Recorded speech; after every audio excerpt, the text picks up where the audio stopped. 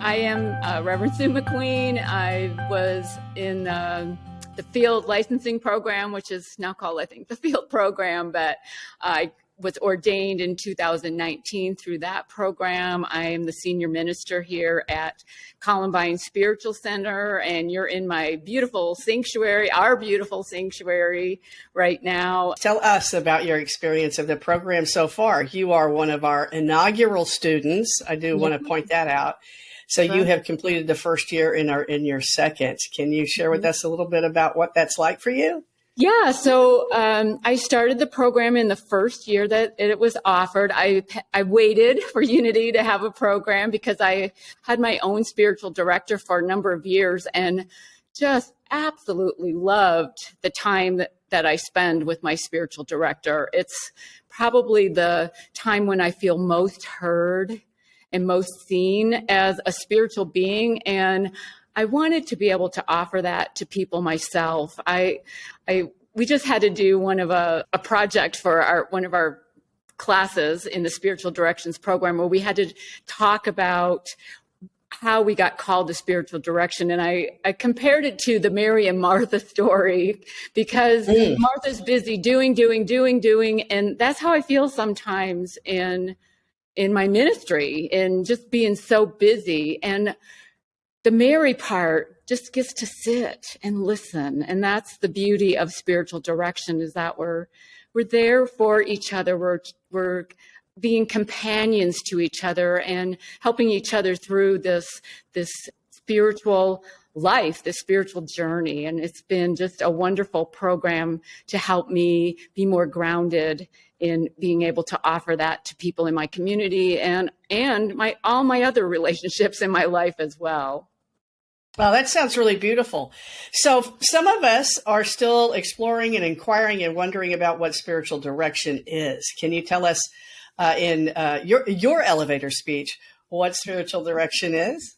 Yeah, I would say it is being a companion to someone while they're on their journey, giving them that opportunity to be seen and heard, and then helping them birth their new awareness or whatever they're going through in their life. But just as with Christmas, we say it's the birth of a new awareness of our spiritual nature. I think spiritual direction helps that too. It just helps it along. It helps by listening, by repeating what we hear, not to fix, not to do anything for the other person, but to be present and allow them to hear their own inner teacher and their own inner guidance so that they can come into the fullness of who they came here to be in this lifetime.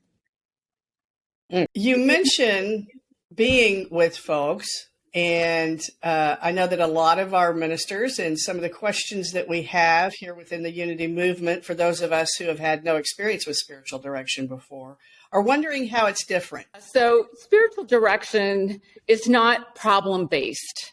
It's not meant to be something when someone comes in and has a challenge and needs to talk about a particular thing. It's more of a lifetime journey. And as in spiritual counseling, when we meet with our community, it's usually a problem-based. It's usually a one-time or two-time meeting where you just help them through some grief or some kind of challenge in their life. Whereas spiritual direction is meant to be more long-term, not necessarily based on a problem, but problems do come up in our human world. And so it's more of a regular practice of having somebody to talk to. Typically, the meetings are once a month for an hour. And then you will discuss, or your directee will discuss with you whatever's going on in their life. Sometimes it might be a challenge. Sometimes it might be a celebration of something, but to have somebody there to witness them, to have somebody there that can celebrate with them, that can cry with them, that can be there and be that presence to allow them to be the spiritual beings that they are. That's really gorgeous. Is it different from pulpit ministry in terms of the work of a minister running a church, and perhaps the work of a spiritual director is, I like to call it, pulpit ministry is ministering to a flock, and spiritual direction is ministering to one sheep at a time. Yeah, I would agree with that. I am interested in also doing some small group spiritual direction and allowing a group to form and develop those connections with each other. But definitely when you're a minister of a spiritual center, you have a flock and you have, many people that you are ministering to. And this is much more intimate. It takes it, I think, to that next level of really connecting with the soul. And we can't do that from the platform so much. We're really just giving them an appetizer of what their spiritual life could be.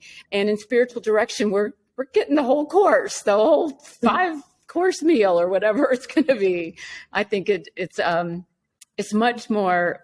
There's much more of a close connection. How is it informing the work that you do as a minister of a church? Oh my gosh. So yes, I have used a lot of things that I've learned in my classes, in my Sunday talks, things that I have come into greater awareness about myself, being more authentic, being more grounded, being more present.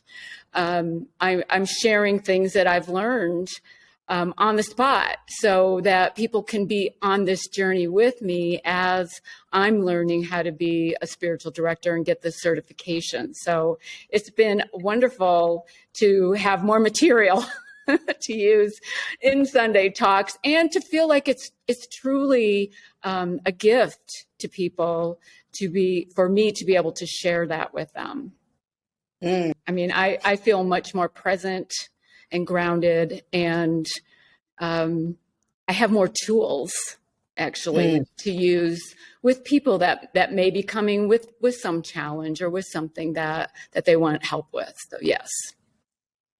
That's terrific. Some of my study in seminary included what it means for clergy to be in spiritual direction and how much it promotes resilience, especially these days when ministers are not staying in their congregations for more than 2 years in some cases. And at the heart of the matter of spiritual or ministerial burnout is resilience and how to stay connected to that power and that presence themselves when there's so much, especially in the last 2 or 3 years, that ministers are confronting. So I'm grateful for those of you who are continuing on your own path and in your own spiritual work so that you can minister to us and remain resilient in that way. I appreciate that. Yeah, I think that's so important because, I mean, let's face it, it's not an easy world to live in these days, especially the last maybe 3 years or so. And this program has really helped me. And my meeting with the spiritual director prior to this program has really helped me in being able to listen to that inner teacher, that inner guidance with more confidence, with more assurance, with more knowing that I can trust it. And being able to help others do that in their own lives, I think can only just help all of us, in our relationships, in our connections, in our communities, and just, being the best that we can be. Yes, a rising tide lifts all boats. Yes. As they say. So how are classes going? Classes are fun. We have a great group. We had 15, I think we have 14 now, 14 people. So we became very close, very fast. And when you're meeting twice a week, even though it's over Blackboard, over a virtual platform, we really connected with each other and really came to love each other. And the material, the teachers have been wonderful. And is it some work? Yeah, it's some work. But, with anything that is worthwhile, it's worth working towards. So I'm delighted to be in the program and can't wait to get back in January. So the classes are pretty great. The way that this program is set up is to spend that first year in formation, to kind of do that hard work of why am I here? Who am I? How am I growing? What are my growing edges? Self-awareness, those sorts of things. And then we come into the second year and work on the actual work of spiritual direction, of being with others and working with others in spiritual direction and special populations like that. Has that been your experience in the first year? That was definitely my experience in the first year. And I'll admit, if I wasn't so committed to wanting to offer this kind of service to people, I don't know if I would have stayed in it, because it was work. There was a lot of reading. There was a lot of papers and discussion posts, and it was a lot of work. And being a minister, a Unity ordained minister, there was some repeat of things that I've had in my ministerial program. So that, not as much fun, but it's definitely worth it. And I will say I have learned a lot in every class, whether I really enjoyed the class or not. And I enjoyed 99% of them. Well, good. Thank you. Thank you for saying that. And yet some of that repeat stuff for ministers, I can certainly understand. And I appreciate your patience as you trudged through that first year. Yeah. So what are you learning that has been different than, say, you might have learned in ministerial school? So some of the things that are different than a Unity ministerial school are other faith traditions, some tools, some different prayer practices, some different contemplative practices that different faith traditions use. That's not necessarily part of the Unity ordination path for classes. Learned a lot about self-awareness. We've had 2 classes on self-awareness. We've had some classes on practicums and actually getting to practice this work. And so that's been different than anything I had in the field licensing program. We read a book, and I can't remember the name of it, but it's called Faith Styles. And that was very helpful in, there are some people that I would resonate with and some people I wouldn't, and not to take it personally either way.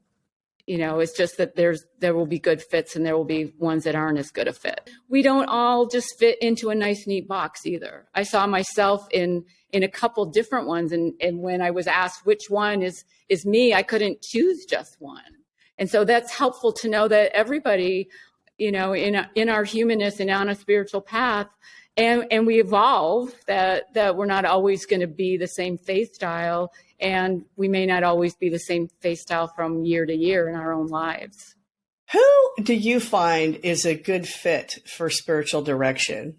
And who do you find might be a good fit for the program? What kind of people do you find, or are you seeing in the program, and who might be interested in doing this work with others? Mm-hmm.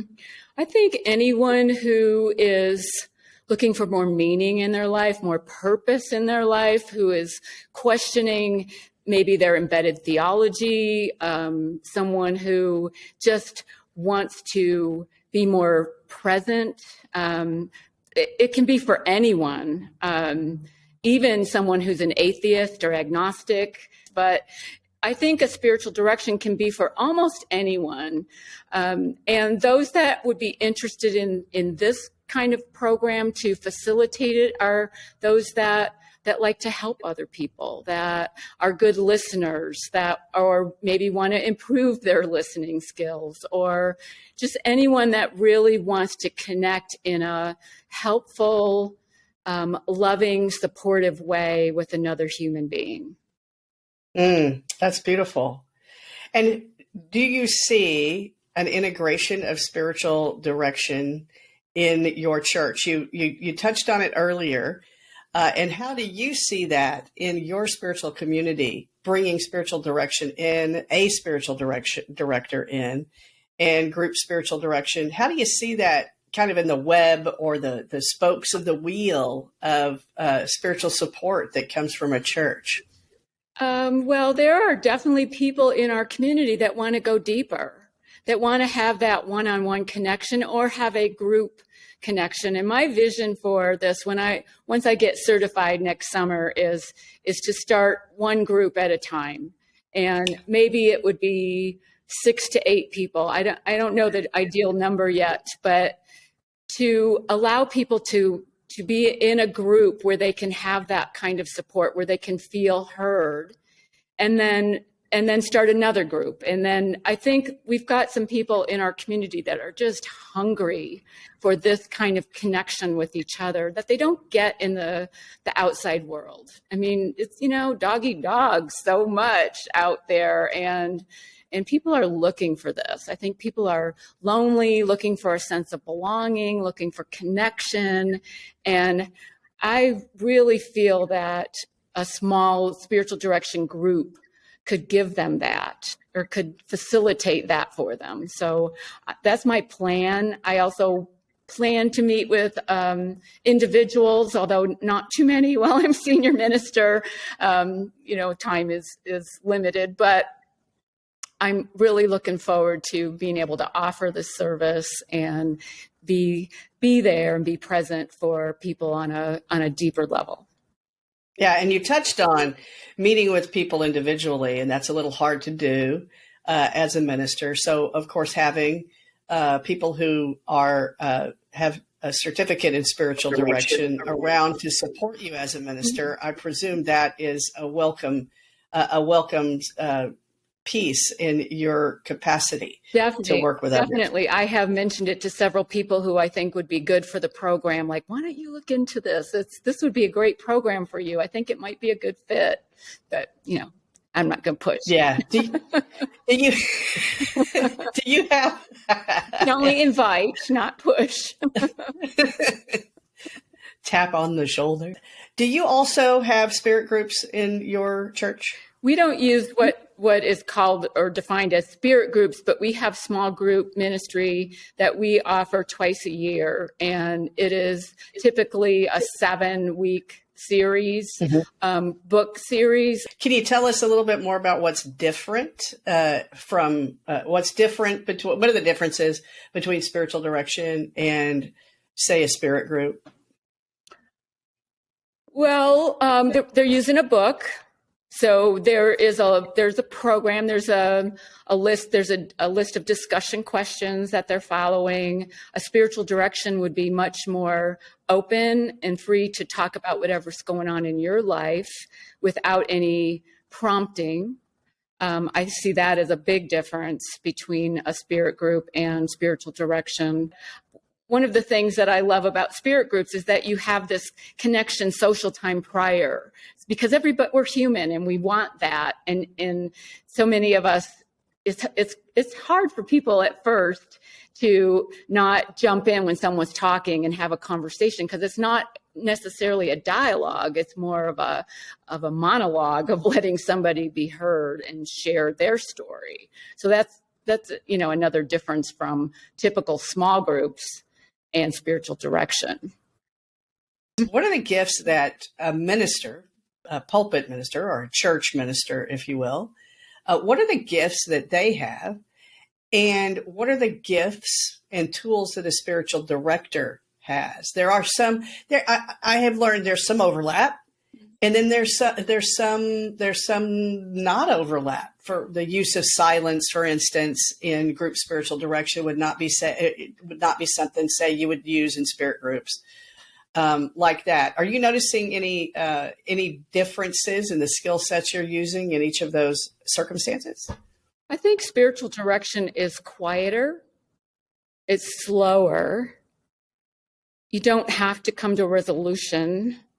There's definitely not a teaching for it, because every situation is different. Every person is different.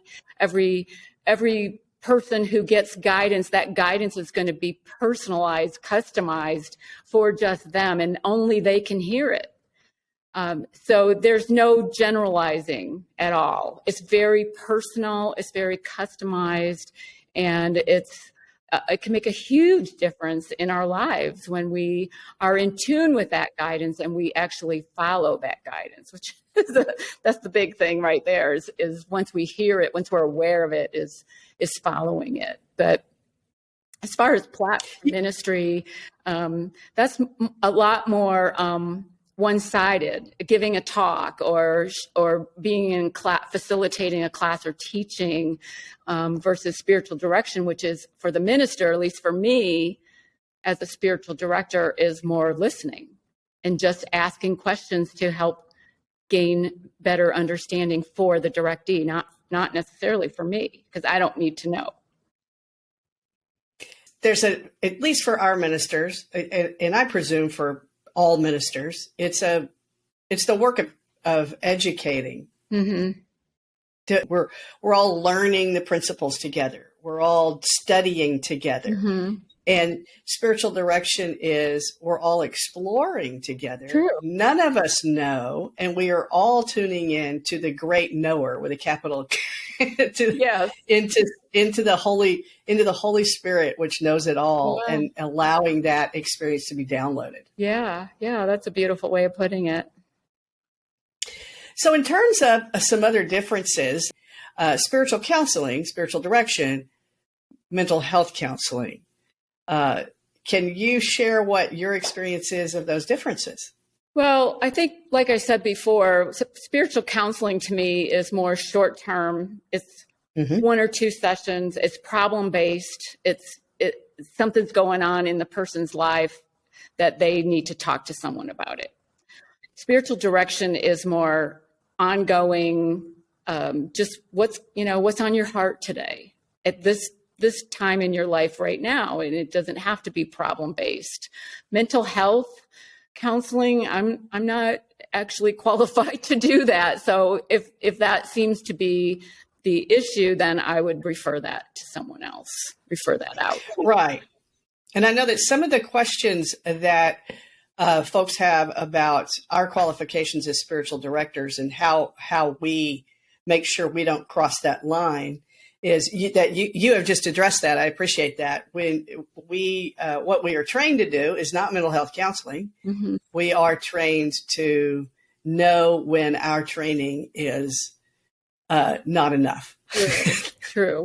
When to say this, someone else could help you better, somebody more qualified for this problem. Right. And we can work in conjunction with mental health counselors. We can work in Absolutely. Yeah. Because everybody, we're all spiritual beings. And so I think spiritual direction is so needed in our world today. Is there anything else that you'd like to say about your experience in the program or spiritual direction in general?